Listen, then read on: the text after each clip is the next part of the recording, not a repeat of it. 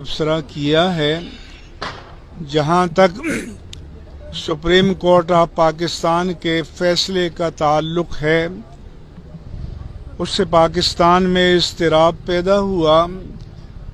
यहाँ मैं ये वादे कर दूं कि जो लोग सियासी या ज़ाती वजूह से चीफ जस्टिस से इख्तिलाफ कर रहे हैं, उनके साथ हमारा कोई ताल्लुक नहीं है।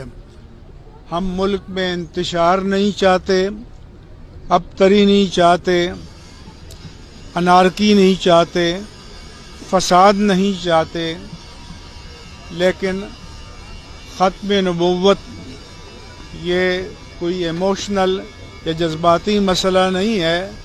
जैसा कि चीफ जस्टिस ने फरमाया कि हमारे दीन का, ईमान का, अक़ीदे का मसला है, इस पर क़तन कोई मुफ़ाहमत नहीं हो सकती। फैसले के बाज़ पहलुओं के बारे में हमारे शदीद तहफ़्फ़ुज़ात हैं, रिज़र्वेशंस हैं, कंसर्न है, और उसके बारे में मैंने तफसील से लिख दिया है और वीडियो क्लिप भी जारी किया है। जो हज़रात पढ़ना चाहें अल्लामा अबरार हुसैन से उसका टेक्स्ट और वीडियो क्लिप ले सकते हैं।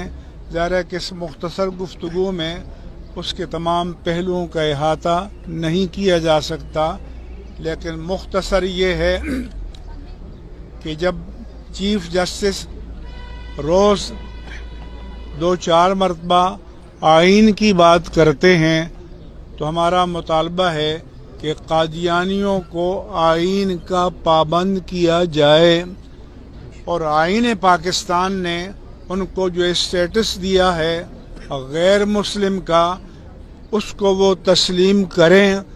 और फिर जिस तरह इस मुल्क में हिंदू, सिख, मसीही, पारसी और मज़ाहिब वाले गैर मुस्लिम शहरी की हैसियत से रह रहे हैं, तो जो हुकूक उनको हासिल हैं वो इनको भी हासिल होंगे, लेकिन इनको मुसलमानों के शायर और अलामात को इस्तेमाल करने की इजाज़त नहीं होगी।